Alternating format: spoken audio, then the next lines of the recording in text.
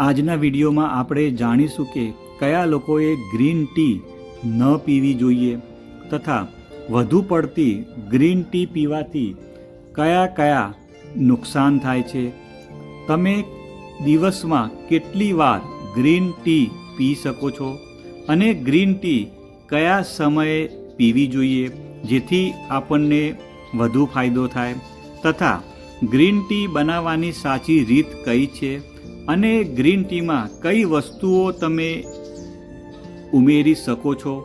અને ઘણા બધા લોકોનો પ્રશ્ન હોય છે કે ગ્રીન ટી પીવાથી વજન ઘટે છે ખરું? તો મિત્રો, આજના વિડીયોમાં એની સાથે સાથે તમને ગ્રીન ટી પીવાના ફાયદા વિશે પણ આપણે વાત કરશું અને ગ્રીન ટીમાં કયા કયા પોષક તત્વો હોય છે તેની આપણે સંપૂર્ણ વાત કરવાના છીએ. તો તમે મારો વિડીયો છેલ્લે સુધી જોજો. મિત્રો, વાત કરીએ તો આજકાલ ગ્રીન ટી પીવાનું ચલણ ઘણું બધું વધી ગયું છે. મિત્રો, આજના વિડીયોમાં આપણે વાત કરશું કે ગ્રીન ટીમાં કયા પોષક તત્વો હોય છે. તો મિત્રો, ગ્રીન ટીમાં ઘણા બધા પોષક તત્વો હોય છે જે આપણા સ્વાસ્થ્ય માટે ખૂબ જ ફાયદાકારક છે.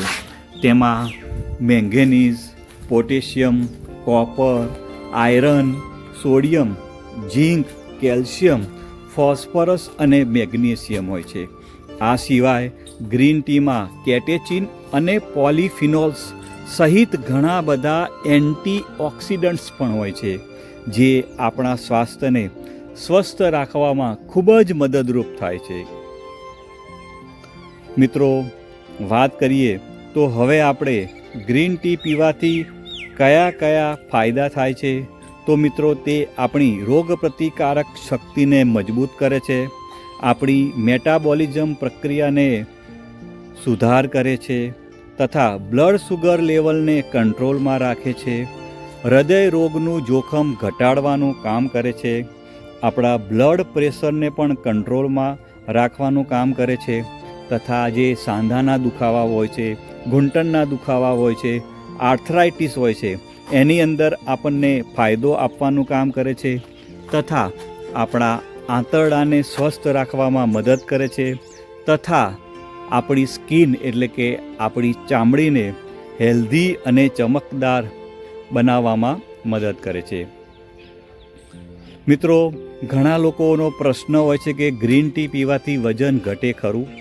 મિત્રો, આપણે વજન ઘટાડવા માટે ગ્રીન ટી પીવી ખૂબ જ ફાયદાકારક છે.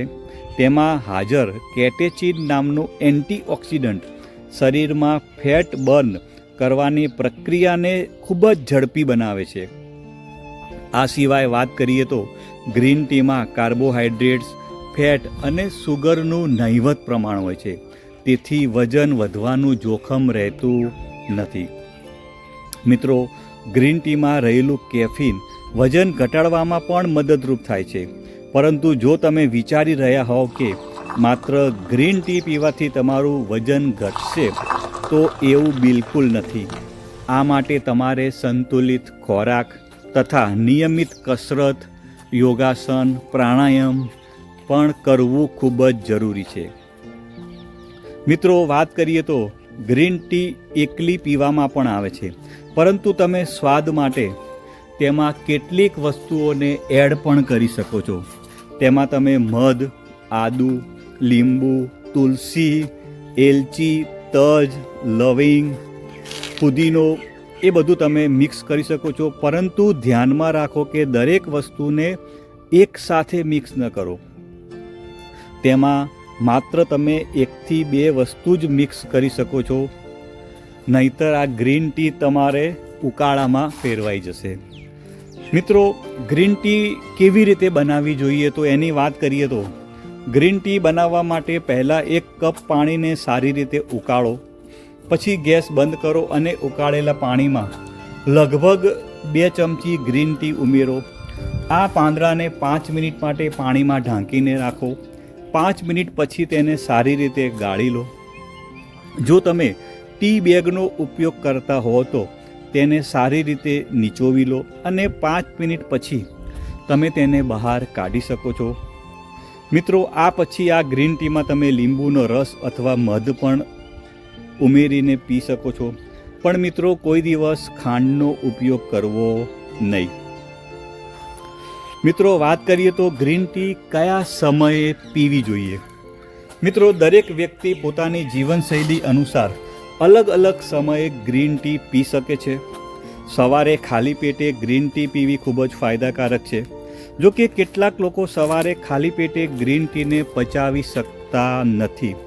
આવા લોકોએ સવારે ખાલી પેટે ગ્રીન ટી ન પીવી જોઈએ. મિત્રો તમે સવારે વ્યાયામના અડધા કલાક પહેલાં, લંચના 1 કલાક પછી અથવા સાંજના નાસ્તાના 1 થી 2 કલાક પછી તમે ગ્રીન ટી પી શકો છો.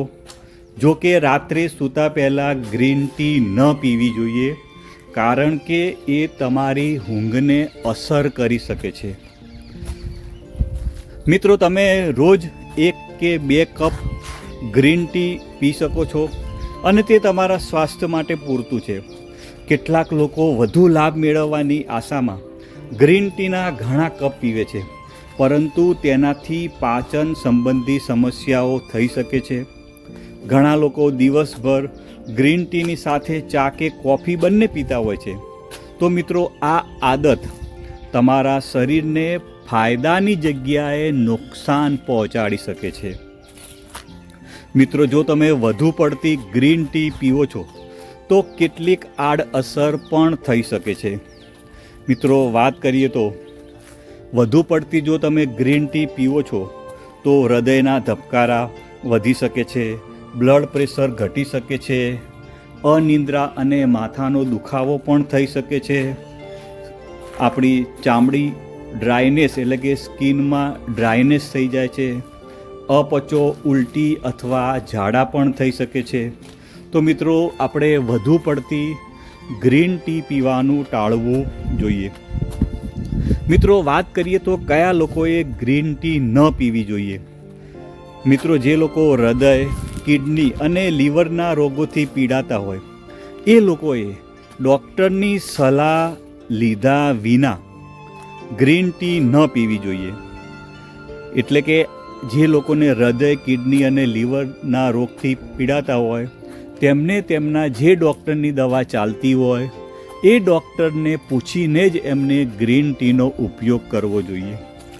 આ સિવાય વાત કરીએ તો મિત્રો જે લોકોને પહેલેથી જ પાચનની સમસ્યા હોય, મોતિયાની સમસ્યાથી પીડાતા હોય, લોહીની ઉણપ હોય, માઇગ્રેનની તકલીફ હોય તથા 5 વર્ષથી ઓછી ઉંમરના બાળકો જે હોય, જેમને અનિદ્રાની સમસ્યા હોય, જે લોકોને કેફીનથી એલર્જી હોય અને જે બહેનો સગર્ભા હોય અથવા સ્તનપાન કરાવતી હોય એ લોકોએ ગ્રીન ટી ન પીવી જોઈએ. મિત્રો મને વિશ્વાસ છે કે આ વિડીયોના માધ્યમથી તમે કંઈક નવું શીખ્યા હશો અને જો તમને મારો વિડીયો સારો લાગ્યો હોય તો લાઈક કરવાનું ભૂલતા નહીં અને તમારા મિત્રોને શેર પણ કરજો. આવજો મિત્રો, બાય બાય, આવજો.